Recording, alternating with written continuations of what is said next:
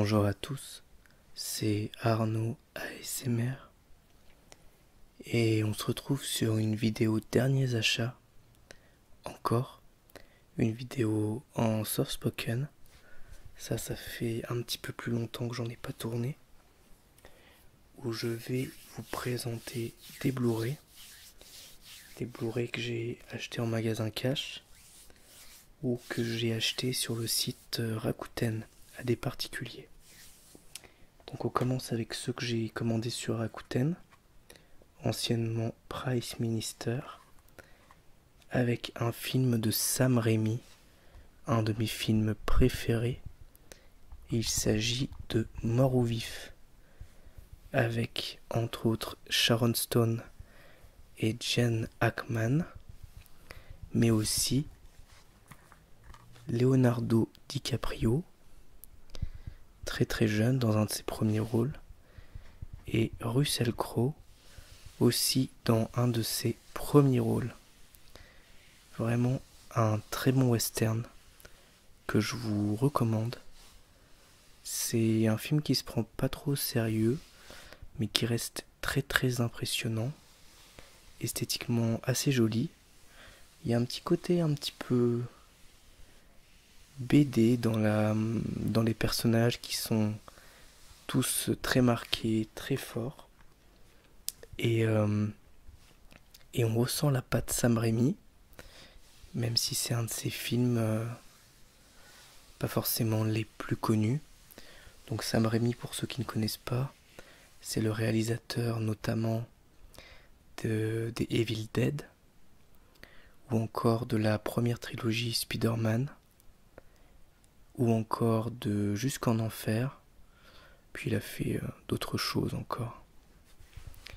Voilà, donc Mort ou Vif, vraiment un excellent western et un de mes films favoris. Donc pour la petite histoire, on suit Sharon Stone qui débarque dans une petite ville du Far West où il y a un concours de duel de pistolets et le gagnant doit gagner un gros prix. Donc c'est Gene Hackman qui joue le grand méchant qui est aussi le chef de la ville, un petit peu un tyran on va dire. Et on a toute une brochette de personnages. Ça va d'un Indien survivant à de multiples balles, à Kid joué par DiCaprio qui est le fils de Hackman, à Russell Crowe qui joue un ancien criminel qui s'est converti en prêtre et qui est forcé de concourir, un as du tir, on a aussi un chasseur de primes, on a des criminels divers et variés. Bref, un casting vraiment excellent avec que des personnages hauts en couleur et des duels très impressionnants. Franchement, j'adore ce film et à chaque fois que je le revois, je passe un excellent moment.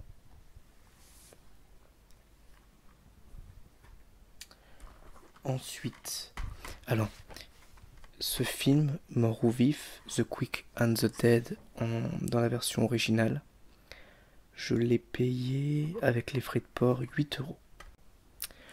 Ensuite, on a un autre de mes films préférés que j'avais hâte de retrouver en Blu-ray. Malheureusement, bon, le boîtier est cassé, mais bon, c'est pas grave. Au moins, je l'ai dans ma collection. Il s'agit de Whiplash de Damien Chazelle. Un film que j'adore. Je vais faire un peu de tapping dessus en hommage à la batterie du film. Donc c'est un excellent film où on suit un jeune homme dans une école de musique, un grand conservatoire, et son professeur qui est tyrannique, mais vraiment tyrannique. Et du coup, ça nous pose constamment la question de la limite entre pousser quelqu'un dans ses retranchements pour qu'il réussisse, pour découvrir des talents, et la pression monstrueuse, le harcèlement. Voilà, on est vraiment constamment dans cette limite, et le film est très très impressionnant. Donc joué par Miles Taylor pardon, et J.K. Simmons. J.K. Simmons qui est juste ahurissant. Enfin, les deux acteurs sont très bons, mais Simmons, il est incroyable. On le voit en train de hurler là. Il est fascinant et terrifiant à la fois. Franchement, incroyable. J'adore. Vraiment, j'adore. Si vous ne l'avez pas vu, vous pouvez foncer, avec une des meilleures fins de film que j'ai vu de ma vie. Vraiment très réussi. Et on a aussi en plus inclus le court-métrage, puisqu'à la base c'était un court-métrage qui a été finalement tourné en film. Excellent.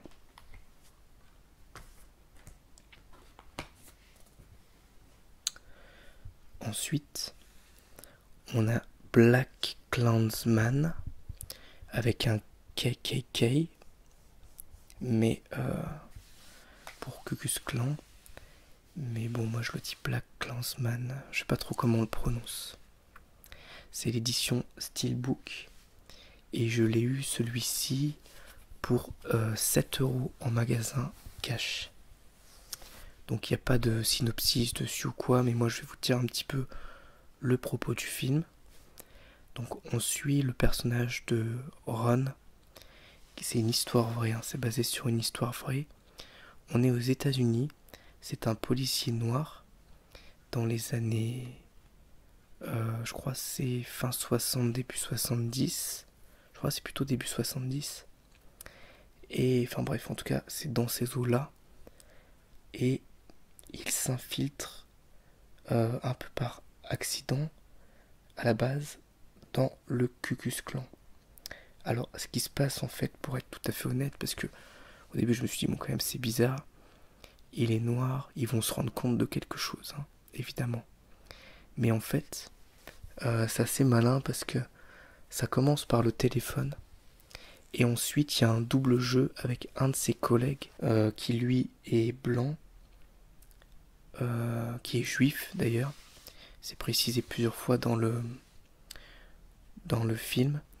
Lui s'infiltre dans le Ku Klux Klan, c'est-à-dire qu'ils font double jeu. Il y en a un qui s'occupe de toute la partie téléphonique, et il y a l'autre qui s'occupe de toute la partie réelle, avec tous les risques que ça comporte de jouer double jeu. Donc c'est vraiment un film très réussi, il est à la fois très drôle, on ressent aussi la pression des personnages dans leur infiltration, il y a plein de rebondissements, tous les passages avec le Ku Klux Klan sont excellents, et le film est vraiment à la fois réussi, que ce soit dans son message politique, ou que ce soit dans sa réalisation aussi, qui tente plein de choses excellentes, dans son humour, dans son scénario, excellent. Franchement, j'ai adoré.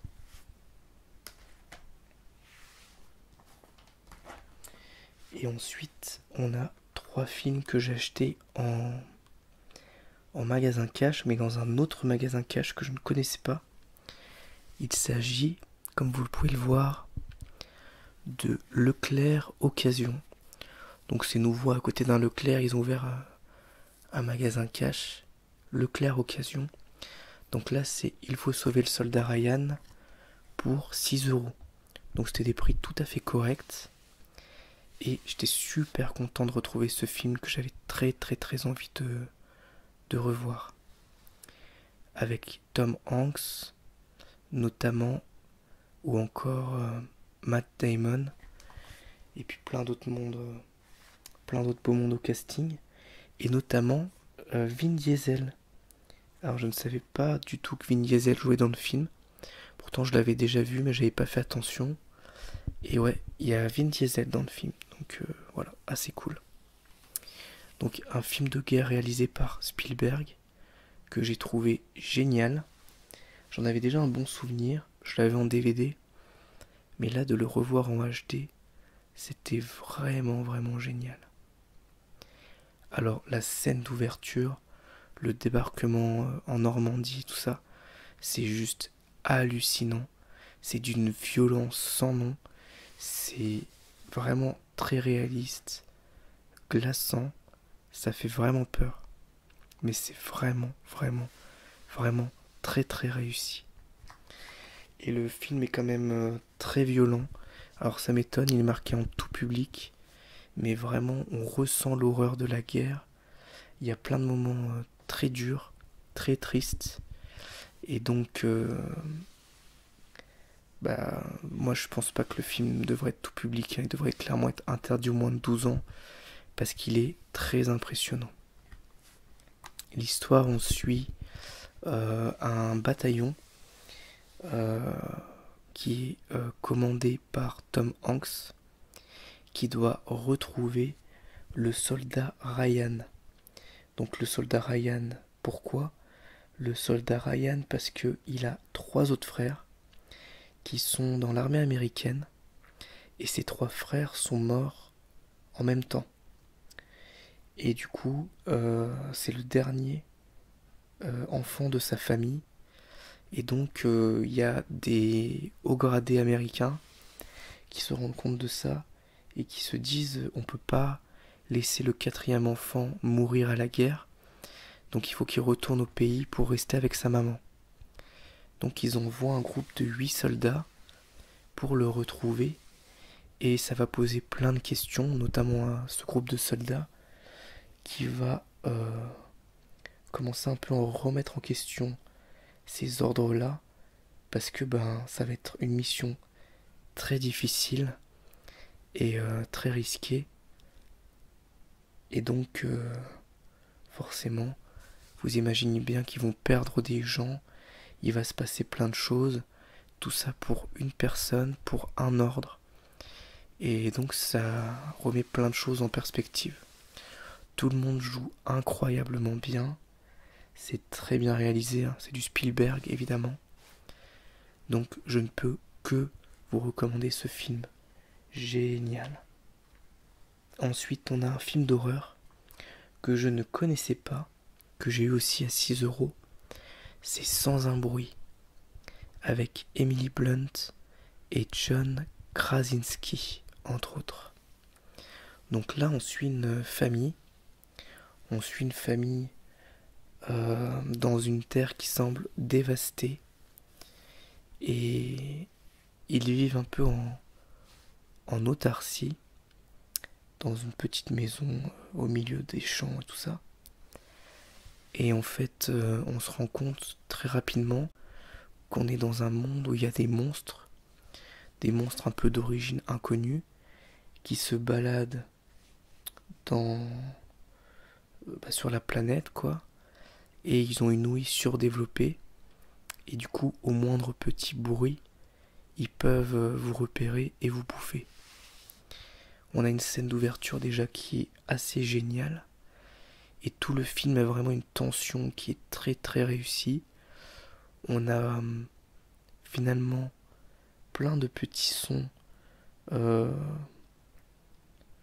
la vie en fait, hein. Comme dans les vidéos ASMR, etc. En fait, du coup, on a plein de petits sons parce que les personnages continuellement essayent de faire doucement, essayent de communiquer en langage des signes, et le moindre bruit peut être fatal. Donc dès qu'il y a un bruit un peu plus fort, tout de suite on ressent le stress, la panique, et du coup c'est toujours très très impressionnant. C'est vraiment vraiment un très bon film que je vous recommande, qui est très impressionnant et qui fait des fois quand même un petit peu peur. Enfin, en tout cas, il y a une tension qui s'en dégage et il y a quelques scènes que j'ai trouvées vraiment stressantes. Je peux pas vous en dire parce que je vous spoilerai, mais pour ceux qui l'ont vu, il y a notamment une scène avec de l'eau, avec des lumières rouges et tout ça. Et là, j'étais vraiment stressé. Je dois avouer que c'était très stressant. Voilà.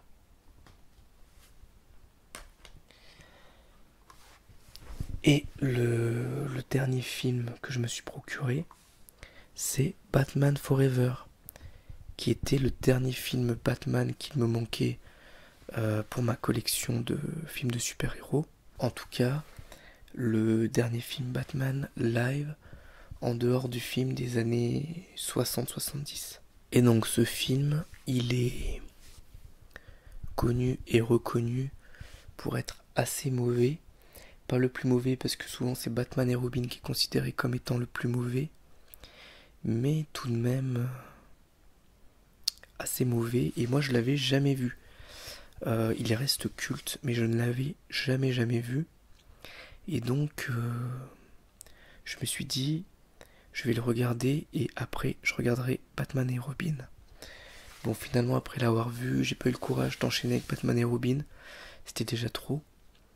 Mais effectivement, le film n'est pas terrible. Alors, quand même, quelques petites choses à sauver. Les décors qui sont assez réussis, assez beaux. Certains effets de lumière. La réal aussi, qui est plutôt correcte. Et l'acting, qui parfois est correct. Enfin, en fait, non, l'acting, c'est n'importe quoi. Tout le monde surjoue.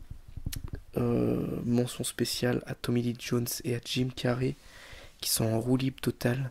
Et alors Jim Carrey, c'est du Jim Carrey mais sous ecstasy quoi, vous voyez. Vous prenez Jim Carrey, vous lui dites alors tu fais du Jim Carrey, genre The Mask, mais tu multiplies par 10. Et voilà, et il y a le personnage de Edward Nigma. C'est juste hallucinant. Alors là d'ailleurs, c'est dommage, on le voit pas. Ah si, on le voit là, un petit peu. Mais on va dire que dans la première moitié du film, c'est supportable. Il y avait quand même des scènes d'action réussies, une histoire qui tient un peu la route, ça va, ça passe. Et dans la deuxième moitié, à partir du moment où Double Face et Enigma, l'homme mystère, ils s'associent, alors là, ça devient du Coran n'importe quoi. Mais vraiment, ça devient de la comédie potache, mais vraiment pas drôle.